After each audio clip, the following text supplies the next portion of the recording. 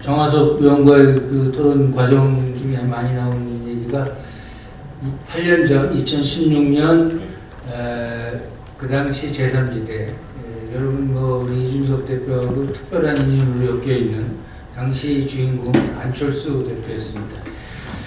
국민의당 창당에서 지역구에서 14.9, 비례대표에서 26.7%를 얻어가지고 당시 38석을 얻었습니다. 특별한 인연에 안철수 대표가 당시 그런 성과를 얻었는데 지금 와서 이렇게 지금 집권 여당 대표까지 하셨지만 지금 현재 제3지대를 오셔가지고 새로운 활로를 모색해 아주 악조모토를 하고 계신데 어떻게 생각하십니까? 그 안철수 대표 8년 전에 그 모습을 보면서 그 정도 내 성적을 낼 자신 있으십니까? 안철수 대표의 성적은 굉장히 좋은 성적이었고 제3당을 하는 사람들 누구나 꿈꾸는 성적일 것입니다. 그래서 그 당시 시점에서 안철수 의원의 성취는 대단했다고 봅니다. 하지만 또 한계성도 노정되었던 것이 26%에 달하는 비례대표 지지율에도 불구하고 그런 정당에 대한 지지에 불구하고 시간이 좀 부족했다는 이야기를 하시지만은 수도권 지역에서는 안철수 의원 본인과 김성식 의원 정도가 당선되었던 결과가 있었습니다. 그런데 그때 보면은 정말 야수한 차이로 패하신 문병호 전 의원이라든지 아주 아쉬운 결과가 있었는데 이번에 개혁신당은 과거 국민의당이 가졌던 23석 정도 되는 그 호남에서의 의석수는 확보하기 어렵겠지만은 수도권에서 당시에 그 안철수 의원의 국민의당에 했던 성적보다 조금 더 나은 성적을 낸다면은 그 나름의 또 목표가 또 의미가 있을 것이다 이런 생각을 하고 있고 지금 개혁신당의 그 주요 지역구 출마 예정자들의 몇몇은 제가 봤을 때 그런 성과를 기대하기 충분하다고 생각합니다. 예, 그 목련이 핀 4월에 지금 말씀하신 결과가 어떻게 나오는지 한번 보겠습니다. 두 분 안철수, 아니 이준석 안철수 이준석 두 분의 얽힌 얘기가 참 많습니다. 이제 전체적으로 한번 보면 제3지대에서 오래 활동하다가 한계를 느껴가지고 지난 대선에서 후보 단일화를 해가지고 지금 국힘의 의원에 가 있습니다. 그 거대 양당 체제에 그 진입한 거죠. 거꾸로 보면 우리 이준석 대표는 집권 여당의 당 대표까지 하고 자이든 타이든 어쨌든 현재 지금 제3지대에서 고생하고 계신데 어떻습니까? 지금 정치는 돌고 돈다 뭐 이런 말들이 새삼 떠오르는데 지금 현재 좀 춥습니까? 어떻습니까? 굉장히 춥습니다. 그리고 더 추워질 것도 각오하고 있습니다. 예, 사실 저는 결국 대한민국의 큰 지도자가 되기 위해서는 그리고 제가 갖고 있는 웅지를 펼치기 위해서는 많은 경험들이 필요할 것이라고 봅니다. 결국 큰 기업을 정말 큰 기업을 이루는 과정에 있어서는 어떤 그룹은 쌀사무에서 시작해서 어떤 그룹은 뭐 직물 공장을 시작해서 지금의 대한민국을 대표하는 기업이 된 경우도 있고 또는 뭐 실리콘밸리 기업들은 창고에 시작한 경우도 있고요. 그리고 큰 집에 시작해가지고 스스로를 본분과 도전의 위치로 몰아넣은 정치인들도 저희 많이 알고 있습니다. 당장 노무현 대통령께서 통일민주당이라는 집을 떠나가지고 다른 선택을 하겠다고 했을 때 그 생각에는 진정성과 순수함이 있었다 저는 생각하고 그것을 국민들께서 믿어주셨다 이런 생각을 합니다. 그래서 굉장히 춥겠지만은 굉장히 즐겁게 그 추위를 이겨나가겠습니다. 예, 나중에 결과를 보겠습니다. 아까 그 이준석 대표 말씀 중에 제가 아까 다시 한번 짚어보겠다고 한 단어가 있습니다. 혐오, 갈라치기, 그리고 낙인 찍기. 저는 이준석 대표께서 지향하는 가치 이런 것들에 대한 어떤 기억보다는 이준석 대표가 그동안 해왔던 지난 10년 동안의 어떤 말의 기억이 상당히 있습니다. 특히 그 중에서 대표적으로 떠오르는 말이 양두구육이라는 표현입니다.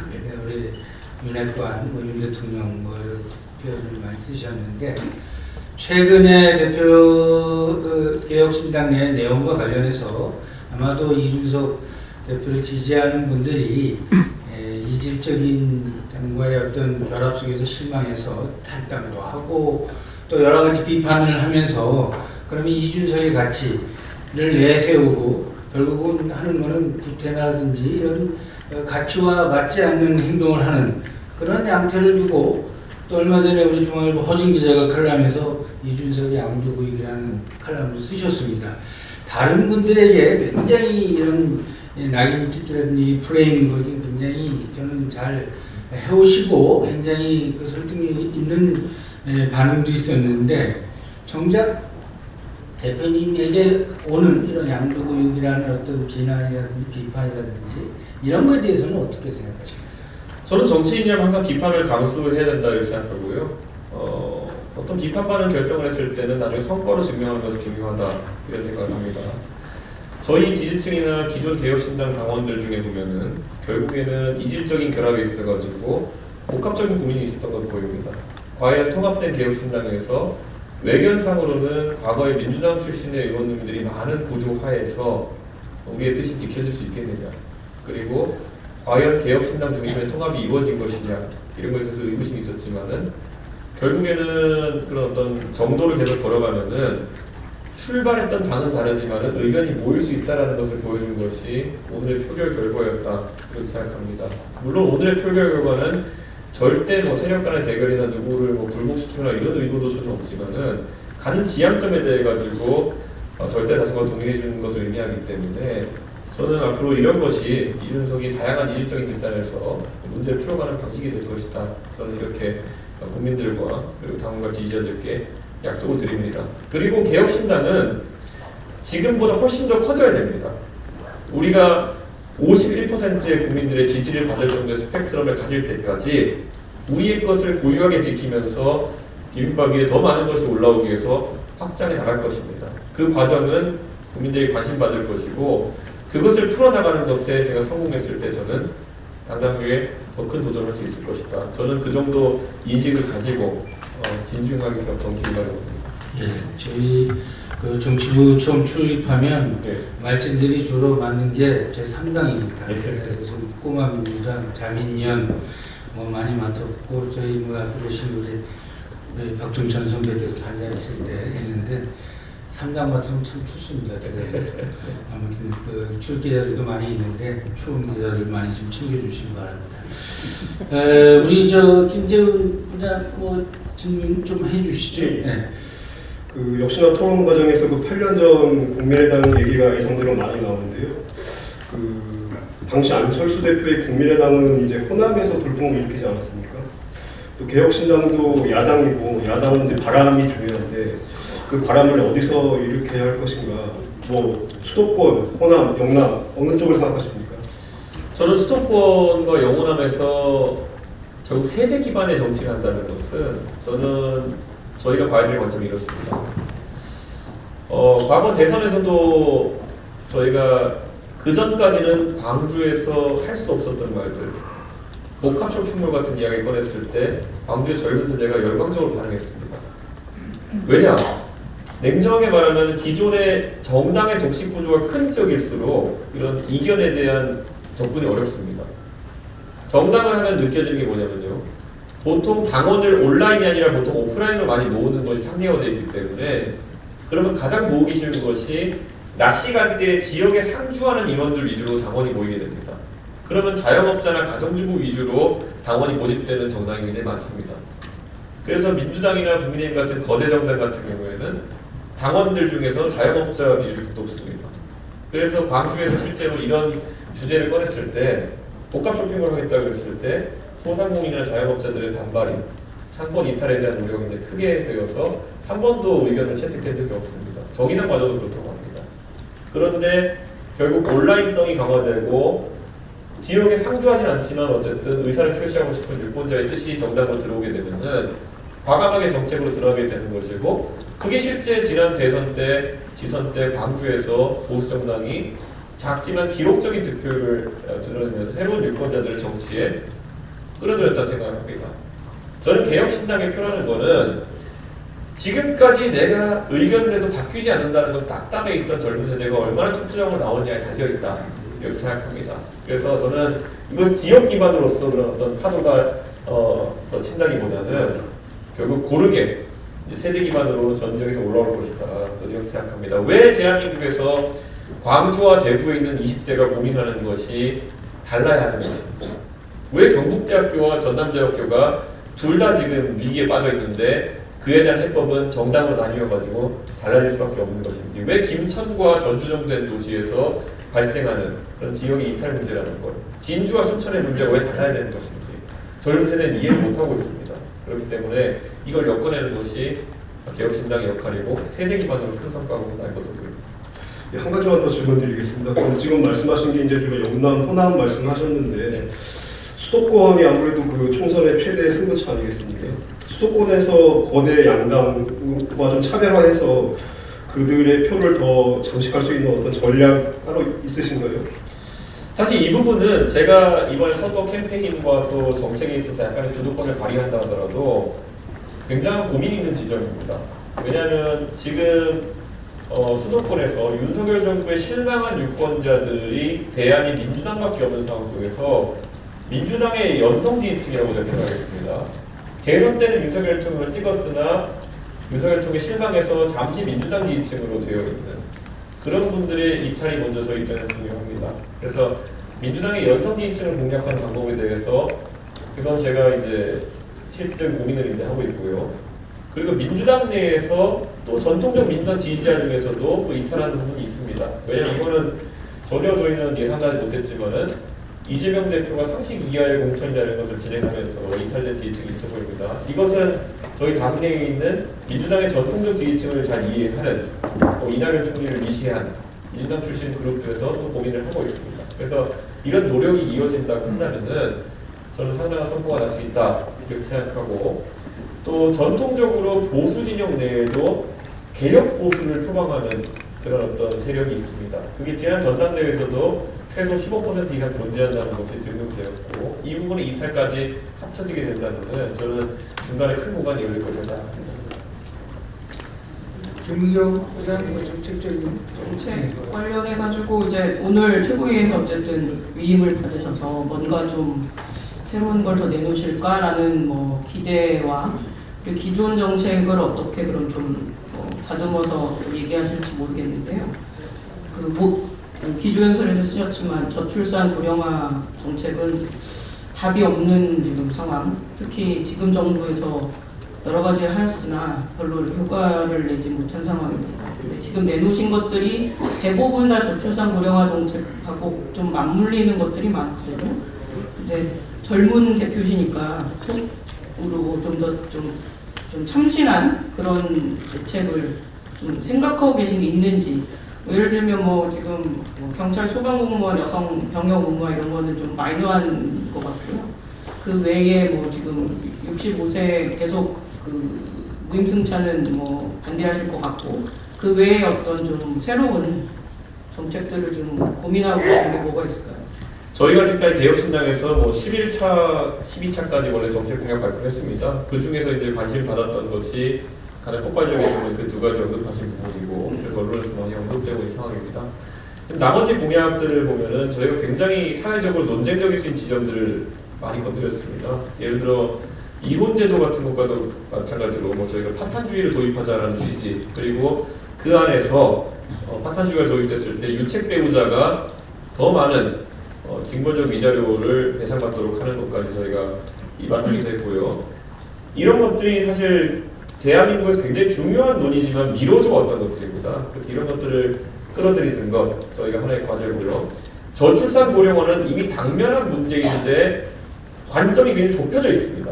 저출산 고령화에서 저희가 두 가지 관점을 동시에 봐야 되는 것이, 출산율을 끌어올리는 것도 한 가지지만은 이미 줄어든 출산율 하에서 어떻게 제도적인 보완을 할 것인지도 굉장히 중요합니다. 방금 언급하신 그 두 개의 정책은 이미 현실화된 저출산 상황 속에서 어떻게 병력 자원 수급 문제와 무임승차 문제 해결할 거에 대한 부분이었고요. 저는 이런 부분도 제가 그냥 화두를 던져보겠습니다. 대한민국의 2000년생 남성이 지금 출생자가 33만 명입니다. 2000년생이면 벌써 25살입니다. 우리 한국 나이로. 2003년생 여성 출생자가 22만 명입니다. 이렇게 차이가 벌어지는 이유는 같은 나이대에서는 자연 선비가 100대 110 이 정도가 나오지만은 문제는 2000년부터 2010년까지 급격한 감소가 이루어지면서 2000년생 남성과 2003년생 여성 사이에는 이 정도 차이가 있습니다. 이 통계를 제가 언급하는 이유는 군대 복무 때문에 대한민국에서 초혼 연령이 보통 2.9년 정도 차이 납니다. 그래서 2000년생 남성은 2003년생 여성과 결혼할 확률이 굉장히 높습니다. 근데 여기서 지금 성비 격차가 33만 명 대 22만 명입니다. 그렇다면은 150대 100의 성비를 지금 2000년생 남성은 경험해야 되는 것입니다. 벌써 25입니다, 이 사람들이. 취업 시장에서도 150대 100의 성비를 경험할 것이고요. 결혼 시장에서도 앞으로 5년 내에 150대 100의 성비를 경험할 것입니다. 우리가 그러면은 이런 문제에 대해서 적극적인 정책을 내야 되는 것이고, 혹자는 이민으로 해결하자는 얘기를 할 수도 있겠습니다. 결혼 이민으로. 그런데 11만 명의 여성이 부족한 상황을 어떻게 이민으로 해결하겠습니까? 저는 이 상황 속에서 어떤 해법이 나올지 같은 것들을 저희 개혁신당이 곧 내놓을 예정입니다. 그런데 이런 것들은 한 번도 정치권에서 화두가 되지 않았고, 저희가 내놓는다 하더라도 양당에서 또 무응답할 겁니다. 왜냐하면 굉장히 논쟁적인 것이기 때문에. 그런데 이런 부분을 많이 지적해내는 것이 저출산 고령화 문제에 있어서 단순히 돈을 얼마 주면 애를 낳을 것이다, 이런 얘기로 더 이상 점철돼서는 안 됩니다. 박근혜 정부 시절부터 제가 이 정책 입안하는 것을 가까이서 많이 봤지만은 처음에는 별의별 아이디어 다 있었습니다. 보면은 육아 관련 버라이티 프로그램을 많이 내보내면은 애 키우는 즐거움을 보고 많이 낳을 것이다. 저희가 얼마나 많이 봤습니까? 삼둥이부터 해가지고. 그거 봤는데 아이를 낳습니까? 아닙니다. 접근 방법을 완전히 바꿔야 되는 것이고, 이런 겁니다. 저는 여권 신장 같은 경우에도 보면은 여성들이 교육 수준이 높아지고 앞으로 사회에서 더 많은 활동을 해야 되는데, 그 과정 중에서 사회 진출력이 늦어지는 것도 있고, 그리고 그에 따라서 여성이 나중에 커리어와 결혼 출산을 그 중에 선택해야 되는 상황을 만들지 않게 하는 것이 우리가 어떤 고민의 지점이 돼야 되는 것인데, 양당이 그 고민을 크게 하지 않습니다. 이렇게 단언코 말씀드리는 것이, 저희가 고민한 바로는 여성이 30대 중반이 돼가지고 출산과 육아와 커리어 중에 무엇을 선택해야 된다 그러면은 그건 너무 가혹한 겁니다. 그렇기 때문에 오히려 여성의 사회 진출력 어떻게 땡길 수 있느냐에 대해 고민해야 되는 것이고, 굉장히 급진적인 정책이 필요합니다. 저희가 아직 정책을 확정한 건 아니지만 어제 저희가 논의할 때 나왔던 것이, 사회 진출 연령을 당기려면은 초중고에 있어가지고 이미 일부 법제화되어 있지만은 과감한 월반 제도 같은 것이 필요할 수도 있는 겁니다. 여성이 교육 수준이 높아진 상황 속에서 교육 수준을 유지하면서 2, 3년 일찍 사회에 진출해서 본인의 커리어를 더 펼칠 수 있는 기간이 있다면은 출산에 대한 고민 같은 것도 훨씬 더 늦은 시점에 해줄 수 있는 그런 상황이 올 수도 있습니다. 이런 것들을 과감하게 개혁해야 됩니다. 제가 40대, 이제 40, 40대니까 30대 중반이 되었을 때 제 동료 여성들이 했던 그 고민을 정치권이 어디서도 담아내고 있지 못합니다. 예. 교육받은 우리의 동료 여성이나 아니면은 저희의 저보다 나이 많으면 딸들이 그런 고민을 하지 않도록 과감한 선택을 해야 될 때가 오고 있습니다. 예, 그 정책적인 것이 시간이 많이 돼서 일단 짧게 이거 하고 일단 뭐 간단하게 관련된 것만 하나 여쭤보고 넘어가도록 하겠습니다. 이 대표님 스스로 이념적 지향이랄까 가치적 지향이랄까 어떤, 나는 보수주의자다, 나는 뭐 어떻게 규정하고 계십니까? 스스로 어떻게 생각하고? 우리나라는 보수 진보 중도의 3점 척도를 항상 강제합니다. 근데 저는 사실 대한민국에서 정치에서 큰 축은 자유주의자의 축이 있었다고 생각합니다. 저는 김대중 대통령과 김영삼 대통령님은 두 분 다 자유주의자의 영역이 되셨던 대통령들이라고 저는 추억합니다. 특히 김영삼 대통령께서는 민주주의 운동을 하시고 집권 과정에서 보수 세력과 일정한 연대를 통해 집권하시긴 하셨지만은 우리가 잘 아는 것처럼 집권한 뒤에 갖가지 문화적 제약에 대한 해금 조치 등을 단행하시는 등 굉장히 그런 자유주의적인 풍조를 도입하기 위해 노력을 하셨고요. 김대중 대통령께서는 어느 정도 IMF 뒤에 불가피성이 있었으나 그런 경제나 이런 측면에서 상당한 자유주의적 관점을 도입하셨던 그런 측면이 있습니다. 그래서 저는 과감하게 저는 보수적 성향을 가진 보수적 자유주의자라고 저는 이야기하겠습니다. 자유주의라는 자라는 것이 뭐 의견이 없는 사람을 이야기하는 것이 아닙니다. 누구에게나 열려있지만 제 입장은 확고한 그런 사람들이 저는 자유주의자라고 생각하고 저는 보수적 관점을 가진 자유주의자라고 생각합니다. 예. 최근에 그뭐 화제가 되고 있는 영화긴 한데 건국 전쟁 영화 보셨어요? 저는 아직 보지 못했습니다. 아, 그러십니까? 간단하게 북한은 여전히 우리의 통일의 대상입니까?